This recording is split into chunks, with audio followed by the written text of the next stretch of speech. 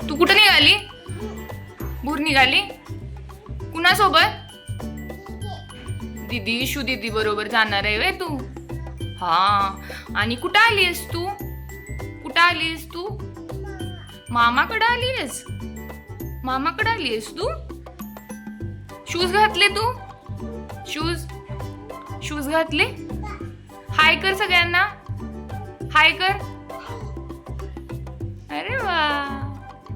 Hello, हाय, नमस्कार. मनापासून स्वागत आहे माझ्या नव्या व्हिडिओमध्ये. तर आम्ही सगळे निघालो आहे वाईच्या दिशेने. आता वाई म्हटलं की सर्वप्रथम डोक्यात येते ते म्हणजे गणपतीचे मंदिर. हो ना, तुमच्याही डोक्यात हेच आले असेल. पण यावेळी आम्ही थोडं वेगळ्या ठिकाणी चाललो आहे. आता तुम्हाला प्रश्न पडला असेल आम्ही नक्की कुठे निघालो आहे, त्यासाठी हा व्हिडिओ नक्की पहा. शिरवळपासून अगदी तासाभरात आम्ही वाईमध्ये पोहोचलो. गणपतीच्या मंदिराजवळून चाललो होतो. बाहेरूनच बाप्पाला हात जोडले व नमस्कार केला. येता येता वेळ मिळाला व लवकर आलो तर नक्की येतो असे बाप्पाला सांगून पुढे निघालो. सगळीकडचा परिसर अगदी हिरवागार दिसत होता. पाहून फारच भारी वाटत होते. इकडे पाऊस पडून गेल्यामुळे सगळीकडे हिरवेगार होऊन गेले होते. ते पाहून मन आनंदून जात होते. आता तुम्ही म्हणाल हे चाललेत कुठे नेमके? जास्त सस्पेन्स न ठेवता सांगते. तर आम्ही चाललो आहे वाईजवळ असणाऱ्या धोम येथे.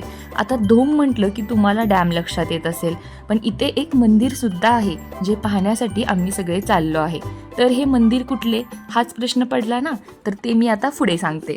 धोममधील मुख्य प्रवेशद्वारामधून आत आलो आणि मंदिराच्या दिशेने जाऊ लागलो. मंदिराकडे जाताना दाट हिरवीगार झाडी पाहायला मिळाली. हा रस्ता पाहून खरं तर मला आमच्या शाळेची आठवण झाली. शाळेचा रस्ताही अगदी असाच होता. जुन्या दिवसात मन थोडेफार रमले. या विचारात असतानाच आम्ही मंदिराजवळ पोहोचलो सुद्धा. इथे इशू आणि अनु गाडीतून उतरून सगळीकडे पाहत होत्या. तर आम्ही आलो आहे धोम येथील लक्ष्मी नरसिंह मंदिर येथे. गाडी पार्किंग एरियामध्ये लावून आम्ही सगळे मंदिराच्या दिशेने जाऊ लागलो. मंदिर नक्की कुठे आहे या विचारातच आम्ही खरं तर चालत होतो. शेवटी काही वेळातच आम्ही जाऊन मंदिराजवळ पोहोचलो. या मंदिराला सिद्धेश्वर व लक्ष्मी नरसिंह मंदिर म्हणतात. मंदिराच्या आजूबाजूचा परिसर पाहत काही वेळ आम्ही बाहेरच थांबलो. त्यानंतर आम्ही मंदिरामध्ये प्रवेश केला. आत प्रवेश करताच एका अरुंद मार्गाने चालत जावे लागते. आत जाऊन पाहिल्यावर उजवीकडे नरसिंह मंदिर, डावीकडे मंदिराचे कार्यालय आणि समोर नंदी मंडप व महादेवांचे मंदिर आहे. सिद्धेश्वर महादेव मंदिरामध्ये प्रवेश करण्याआधी नंदी मंडप पाहायला मिळतो. हा मंडप 2 फूट खोल कमळाच्या आकारात कुंडात उभा आहे. इथे जो नंदी आहे तो बेसाल्ट दगडात कोरलेला आहे.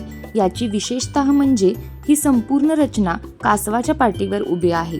तलावात पाणी भरल्यावर 15 फुटी महाकाय कासव आपल्या पाठीवर नंदी मंडप घेऊन उभे आहे हे आपणास दिसते. सिद्धेश्वर मंदिर हे शिखर वगळता बेसाल्ट दगडात बांधले गेले आहे. या मंदिरात प्रवेश करण्यासाठी 3 कमानींपर्यंत असलेल्या पायऱ्या चढून जावे लागते. मंदिराच्या भिंती अगदी साध्या आहेत. मंदिराचे गर्भगृह जमिनीच्या पातळीवर आहे, जिथे महादेवांची पिंड आहे. महादेवांच्या पिंडीकडे जाण्यासाठी असलेल्या प्रवेशद्वारावर वरच्या बाजूला गणपती आहे. हे गर्भगृह जमिनीच्या पातळीवर असल्याने अंधाऱ्या खोलीत उतरावे लागते आणि महादेवांच्या पिंडीचे दर्शन घ्यावे लागते. छतावरून लटकलेले तांब्याचे भांडे महादेवावर सतत पाण्याचे थेंब सोडताना आपल्याला पाहायला मिळते.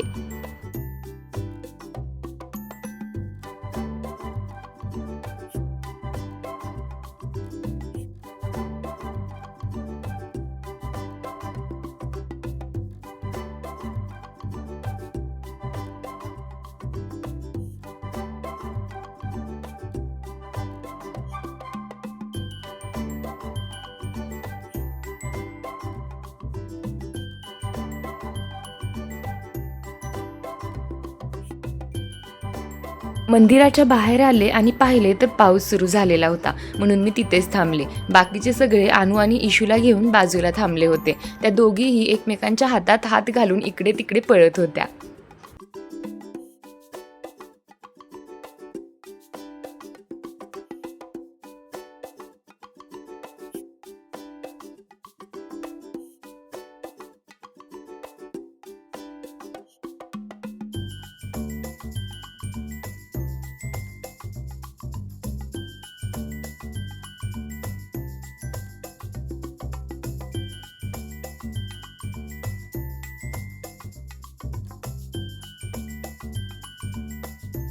आता आम्ही निघालो तिथेच असणाऱ्या लक्ष्मी नरसिंह मंदिराकडे. इथे खरं तर पूजा झालेली होती आणि आरती सुरू होती. आम्ही खाली उभं राहून आरती केली आणि नंतर वर जाऊन देवतांचे दर्शन घेतले. खरं तर हे मंदिर मराठी शैलीतील स्थापत्यकलेचे एक उत्तम उदाहरण आहे असे मला वाटते, ज्यामध्ये मंदिर व वाडा यांचे परफेक्ट कॉम्बिनेशन आपल्याला पाहायला मिळते.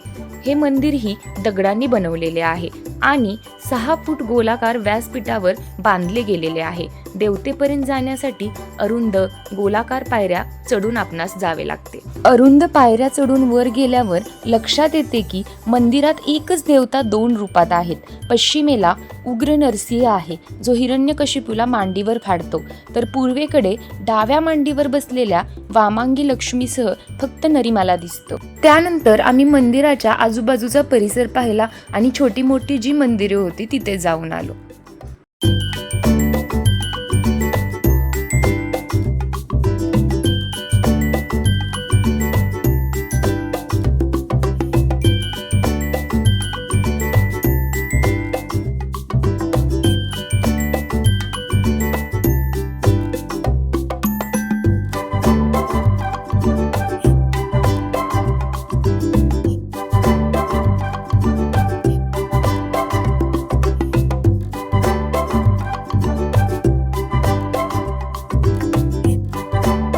त्यानंतर आम्ही जाऊ लागलो धोम डॅमच्या दिशेने. तिथला निसर्ग आणि वातावरण पाहून बराच वेळ तिथेच घालवला.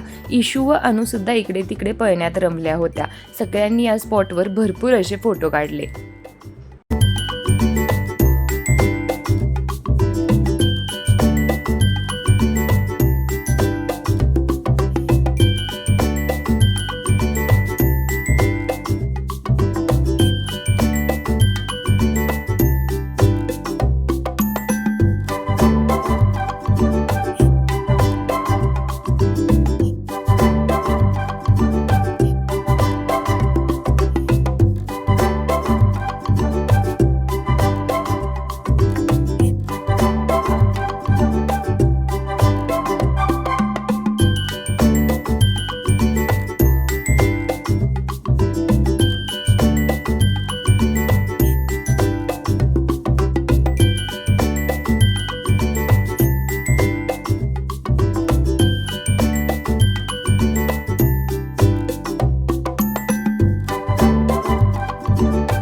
इकडे तिकडे फिरून आता सगळ्यांनाच भरपूर भूक लागलेली होती. त्याच्यामुळे आम्ही एका हॉटेलमध्ये थांबलो आणि तिथं मस्तपैकी जेवलो आणि त्यानंतर पुढच्या स्पॉटला गेलो.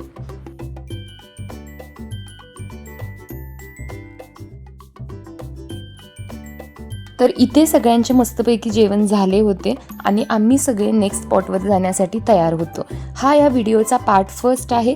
सेकंड पार्ट लवकरच येईल. तोपर्यंत तुम्ही गेस करा आमचा पुढचा स्पॉट कोणता आहे व मला कमेंट बॉक्समध्ये कमेंट करून नक्की सांगा. व्हिडिओ आवडल्यास व्हिडिओला लाईक व चॅनेलला सबस्क्राईब करायला अजिबात विसरू नका. लवकरच भेटू सेकंड पार्टमध्ये. धन्यवाद.